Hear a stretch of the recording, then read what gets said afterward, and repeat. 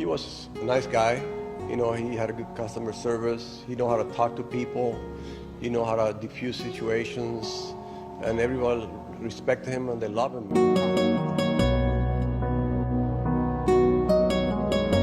He's definitely one of the most spiritual men that I've ever come across.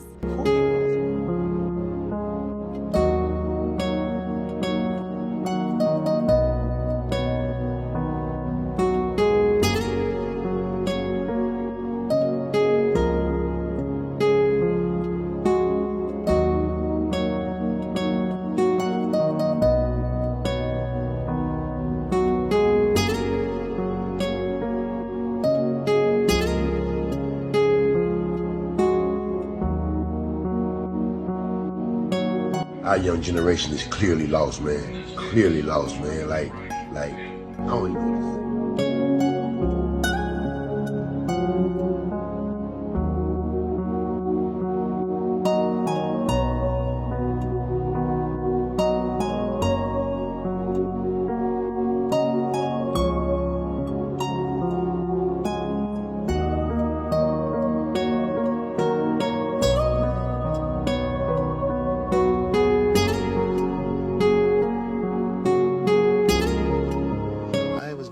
Almost 60 years ago.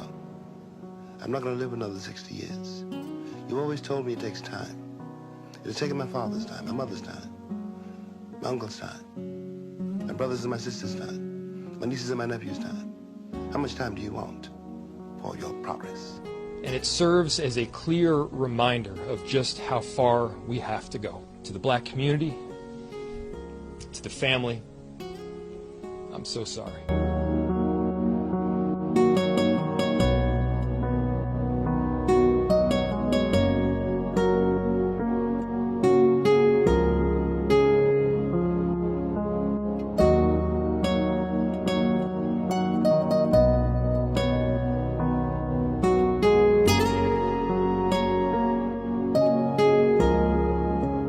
The reason why buildings are burning is because this city, this state, would prefer preserving that white nationalism and that white supremacist mindset over arresting, charging, and helping to convict 4 officers who killed a black man.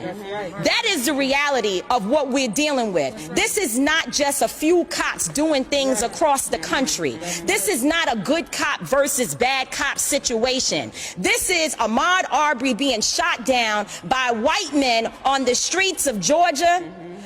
Breonna Taylor being killed in her home. This is in New York City, where we were until freedom. We were just in New York fighting the police officers who, in the name of social distancing, were damn near killing black young people on our streets. This is a coordinated activity happening across this nation. And so we are in a state of emergency. Black people are dying in a state of emergency. We cannot look at this as an isolated incident. The reason why buildings are burning are not just for our brother George Floyd. They're burning down because people here in Minnesota are saying to people in New York, to people in California, to people in Memphis, to people all across this nation, enough is enough. And we are not responsible for the mental illness that has been inflicted upon our people by the American government, institutions, and those people who are in positions of power. I don't give a damn if they burn down Target, because Target should be on the streets with us, calling for the justice that our people deserve. Where was AutoZone at the time when Philando Castile was shot in a car, which is what they actually represent? Where were they? So if you are not coming to the people's defense, then don't challenge us when young people and other people who are frustrated and instigated by the people you pay. You are paying instigators to be among our people out there throwing rocks, breaking windows, and burning down buildings. And so young people are responding to that. They are enraged, and there's an easy way to stop it. Arrest the cops. Charge the cops. Charge all the cops. Not just some of them, not just here in Minneapolis, charge them in every city across America where our people are being murdered. Charge them everywhere. That's the bottom line. Charge the cops. Do your job. Do what you say this country is supposed to be about, the land of the free for all. It has not been free for black people, and we are tired. Don't talk to us about looting. Y'all are the looters. America has looted black people. America looted the Native Americans when they first came here. So looting is what you do. We learned it from you. We learned violence from you. We learned violence from you. The violence was what we learned from you. So if you want us to do better, then damn it, you do better.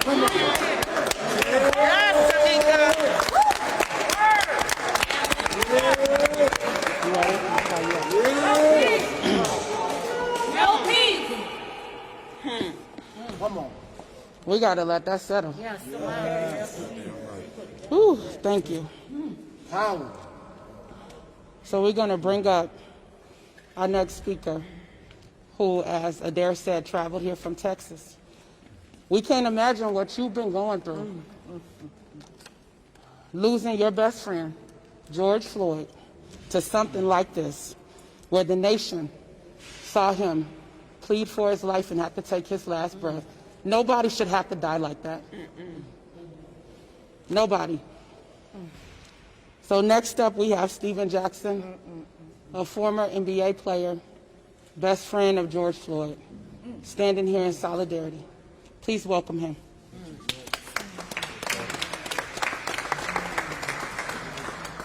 Oh, man.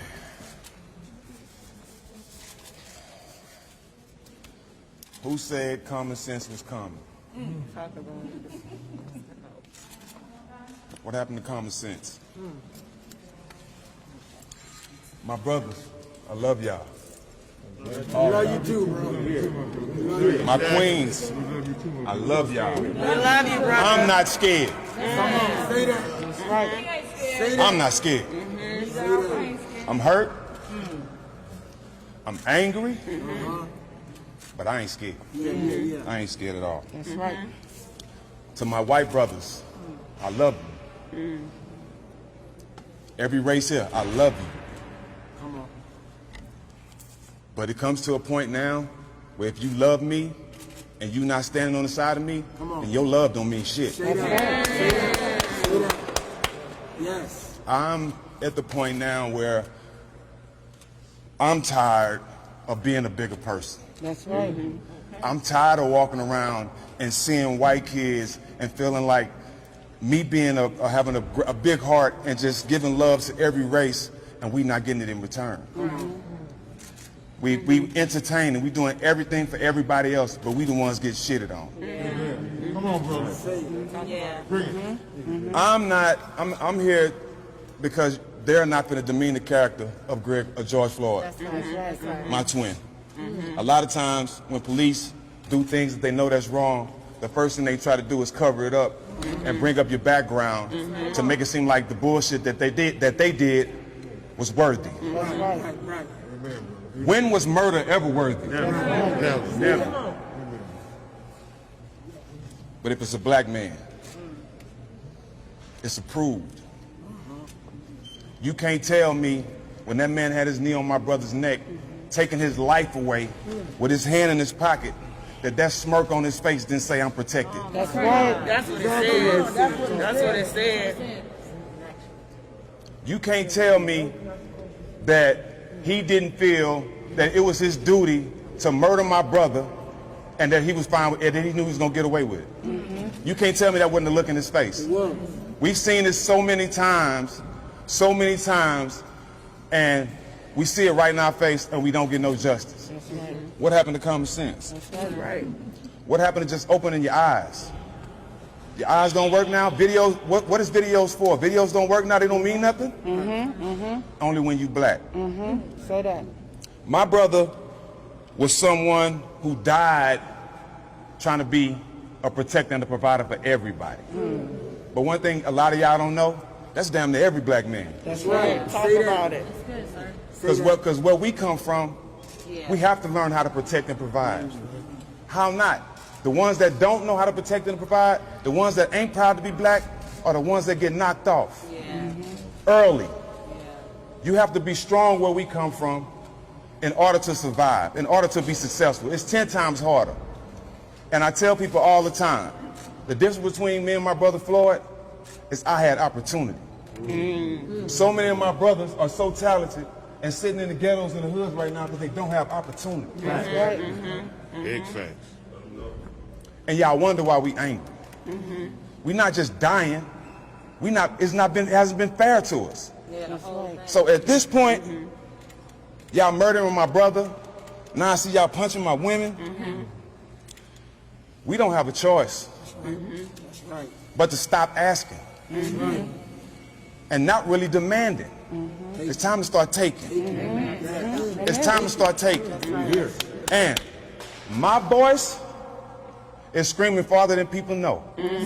Because I come from the dirt. I come from the mud. You dig what I'm saying? And the people behind me, they come from it too. And we here standing together. I need everybody to stand with us. If you're not with us, you're against us. And it's no more pacifying, no more straddling the fence. Either you got to play this our side or you're on the other side. There's no straddling the fence. And I'm talking to everybody, black, white, blue, green. Come on. Come on.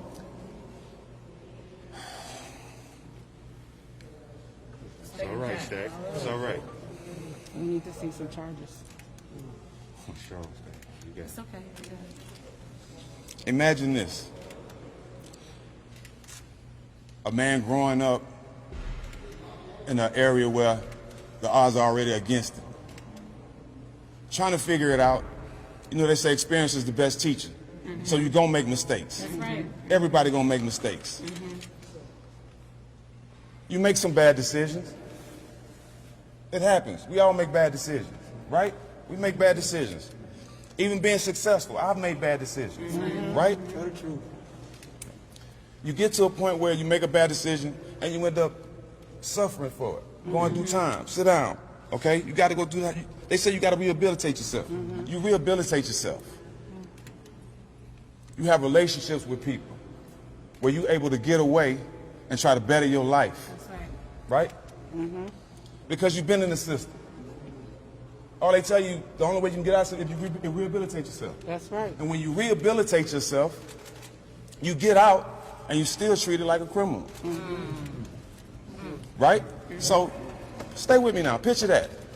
You get an opportunity to move away from the environment that brought you down. You get away, you be successful, you get a job, your life starts turning in the right direction. You stumble a little bit again. It's not worth your life though. Right. That's it. You stumble a little bit again, and you end up on the ground with a knee in your neck, screaming your mama's name, screaming your kid's name, Lord have mercy.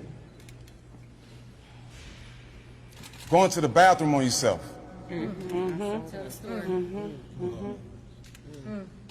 Imagine if he was white. Wouldn't have happened. Ponder that for a minute. Right. Imagine if he was white.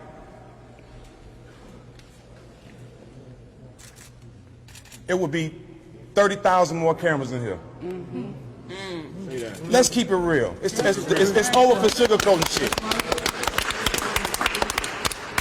Every news station would be here. That's right. Fuck it, the president might be here. The way he ride. With the very fine people. Listen. Right.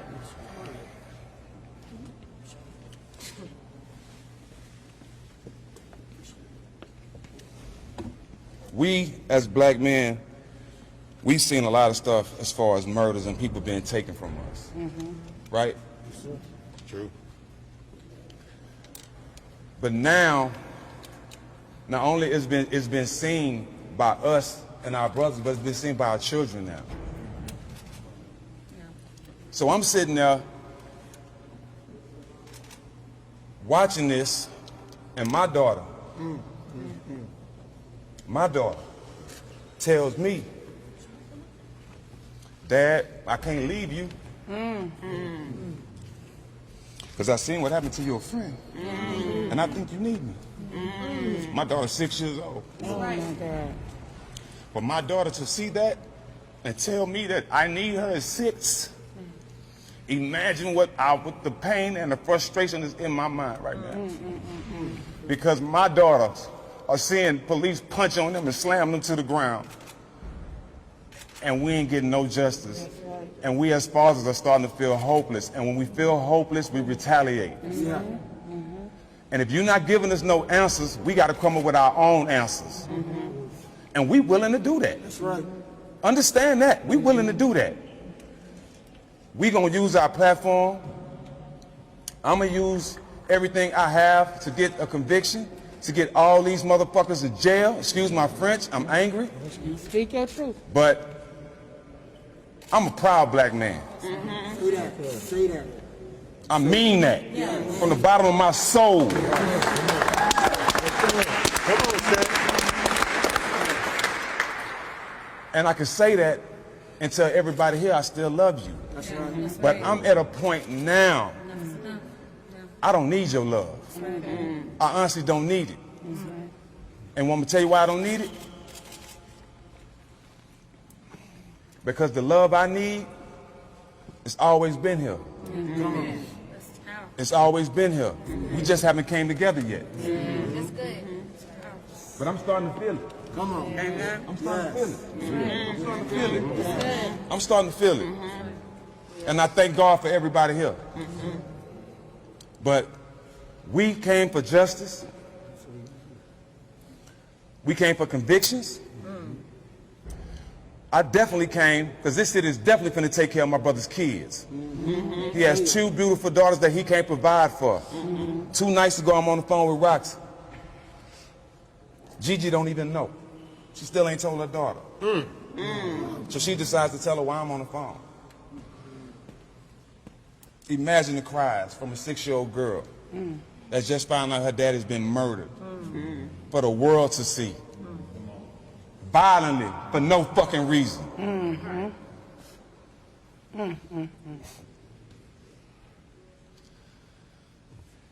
19 citations. A black man get 3 tickets, his license taken away. But you can have 19 citations as a cop and still have a job. 3 murders under your belt. 3 murders. You got 3 bodies. How many open cases he got to this day? But this world has common sense. Common sense ain't common. Common sense ain't common. When you see one person and you treat them like shit, that ain't common sense. That's hate. And a lot of people have it. But you know what? It's building up in us. We can't love forever. Right. We can't love forever. And the hate is coming out. And I'm afraid. I'm honestly afraid. Because I know what comes from hate from us. And I know why y'all so scared. Because y'all scared that we're going to pull a you on you.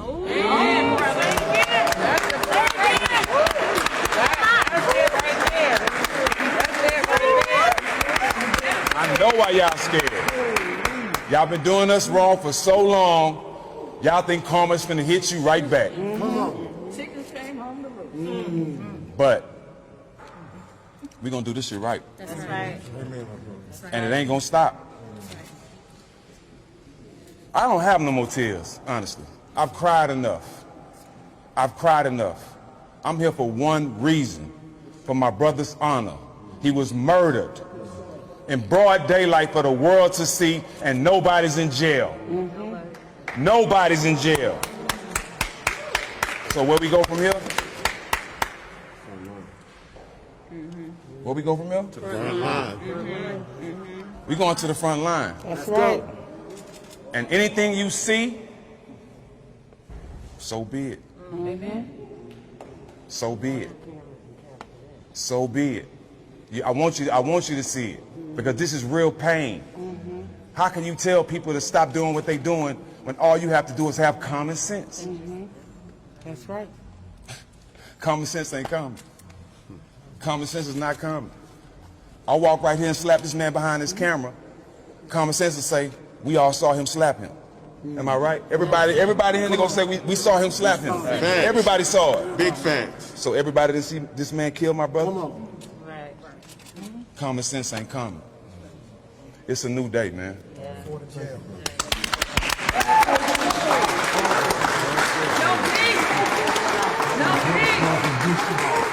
No peace. Brother called from Houston. They went to high school together. He asked me to send peace to the community. Okay. He called this morning from Houston. Who was your Eugene for the group. He called this morning. You see the groups that are standing with us up here. I don't know what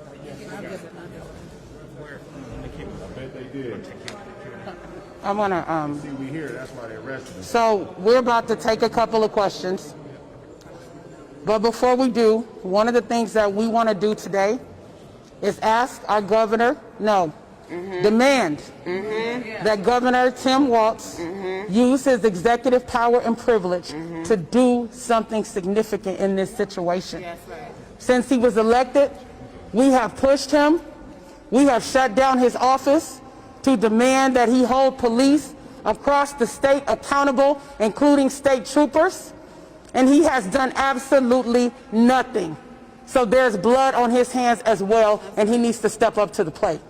So y'all see from everything you've heard from the people here, we're not playing no games. And neither are those people out in the streets. We will take some questions. Okay, so I've just been told there is one more speaker that we don't want to miss. Someone who traveled all the way here that all of us are familiar with. Prominent actor and singer, Mr. Jamie Foxx, came to stand in solidarity for justice for George Floyd. Please welcome him. First of all, I just want to say, Come on out of the way. I want to say this, that I've experienced this before, able to watch the Rodney King when I was in LA, able to talk to Sabrina Trayvon Martin's mom, who I talk to still. If you guys get a chance, please find Circle of Mothers where there's 100, 200 cases like this that don't get the visibility and don't get the cameras, and they're strong women. Sabrina right now, Trayvon's mom, who's running for commissioner to try to do something different. This is the toughest time when things like this happen. My man Jack, when I saw him speaking on his Instagram, I called that black man. I said, hey, whatever you need from me. I'm a young boy from, well, older now, but I'm a young cat from Texas. I'm from Terrell, Texas. He from Texas. George Houston Yates, we used to hear about how great their football team was. So we have a connection. So all I wanted to do is let you know that we're not afraid to stand. We're not afraid to stand. We're not afraid of the moment. And I think what you saw on television, to watch this man plead for his mother. As I sit with my two daughters, my nephews, who had just come from the grocery store where there was a little thing, and I said, hey, you got to stop that. So what it does is it overcomplicates everything as a black man trying to tell his son or his daughter how to function in life. Even the things that we've taught them don't seem to work. And then there's this thing of contempt of cop, where it is something simple, and how does it escalate to something like what we have today? All we're trying to do is ask questions of why. Why is it when a person who walks into a church, sits down with the parishioners, prays with them, then takes out a gun and causes havoc, and you apprehend them? A white guy.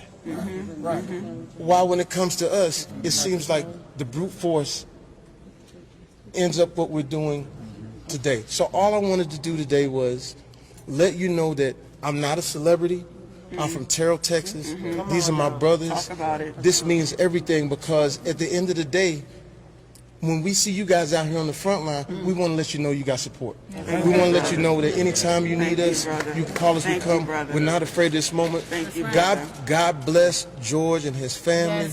Please wrap your arms around it. And to all of my friends who aren't black, just try to put yourself in our position. And thank you for what you're doing. That's all I want to say. We love you. We here. We love you too. Thank you for not leaving us to stand alone. I want to acknowledge the people who were responsible for helping to pull this together, all of the partners. Pillsbury United Communities, Minneapolis chapter of the NAACP, Until Freedom, Woke Vote, and the Racial Justice Network. And Minneapolis Foundation. And the Minneapolis Foundation. And I want to thank Carl Anthony Towns for stepping up too and showing up. Yeah. Absolutely. So now we will take a couple of questions. Okay, so 5 years ago, we were all here when Brother Jamar Clark was killed by two Minneapolis police officers. Mike Freeman chose not to take it to a grand jury and let those officers walk, and in fact let them back on the force.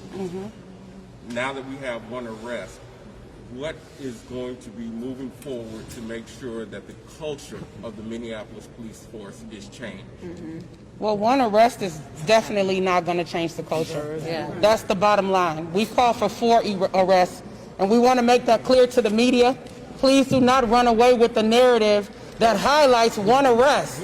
That is nothing at the end of the day. They should have been arrested, but we want to see 4 arrests and charges for everything that they did that violated the law and the civil rights of George Floyd.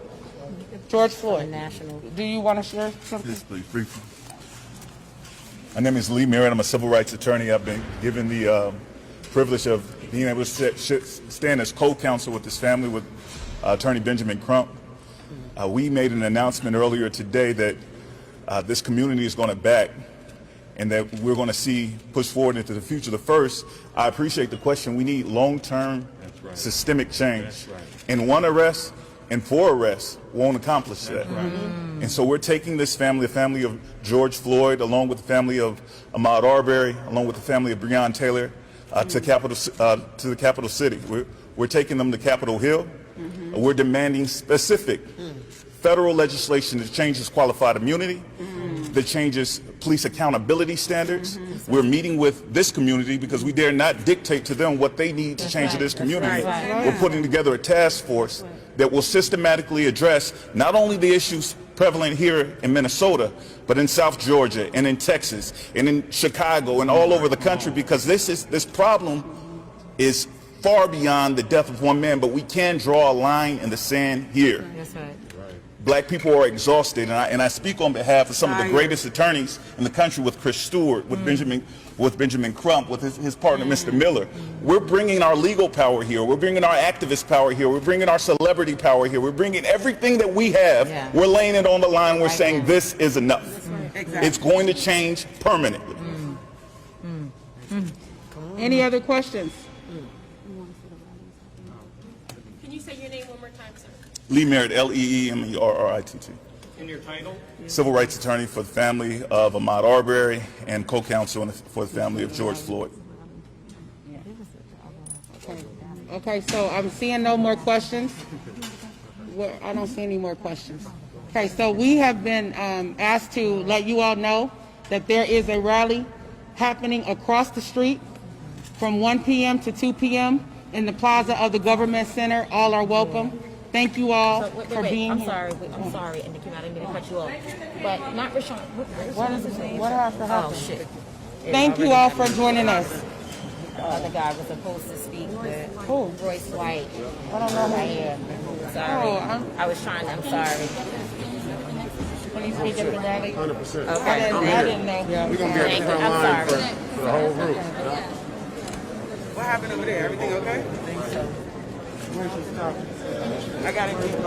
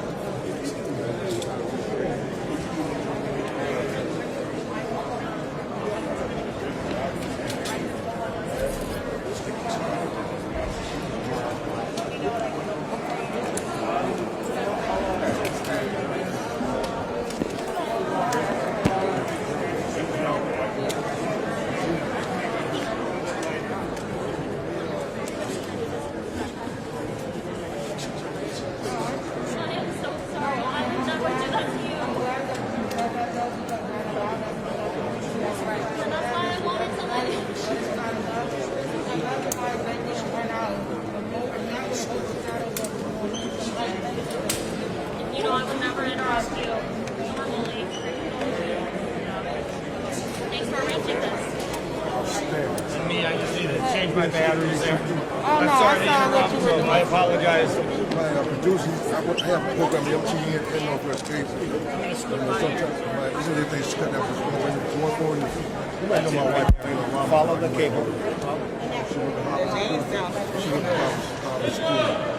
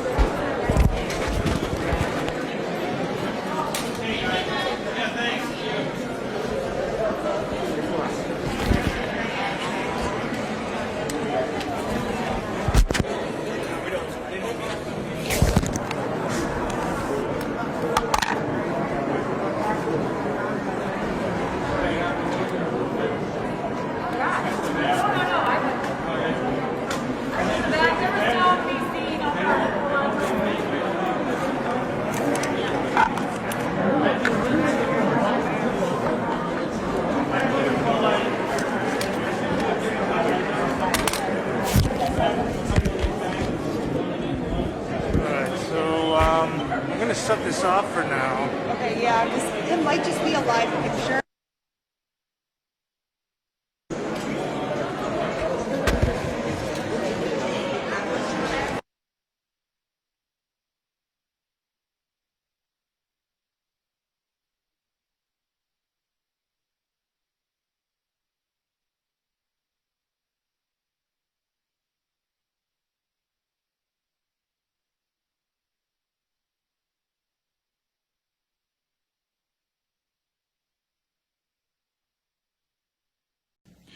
I'm here to announce that former Minneapolis police officer Derek Chauvin is in custody.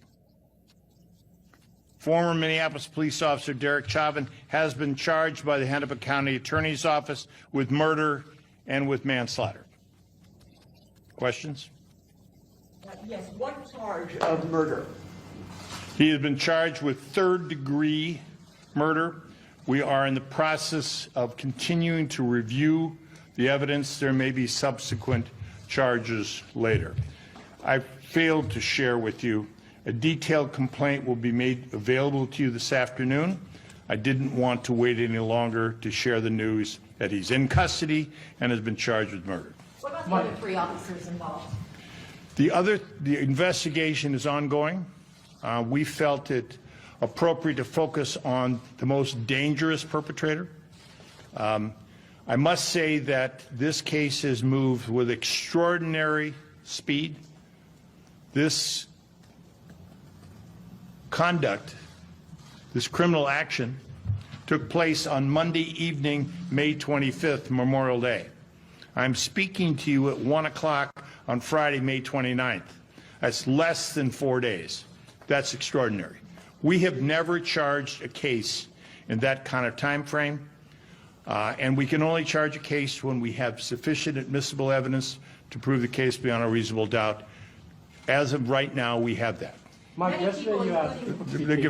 Give her a follow-up. Go ahead. Many people, including the mayor, have said that any other citizen with the video evidence available would have been arrested and held while awaiting charges earlier. Why didn't that happen in this case? We have charged this case as quickly as sufficient admissible evidence to charge it has been investigated and presented to us. Mike, you were saying yesterday that people should be patient or this is going to take time. What's changed since yesterday and this morning, or this afternoon, that now we're seeing murder charges against Chauvin? Fair question. We have now been able to put together the evidence that we need.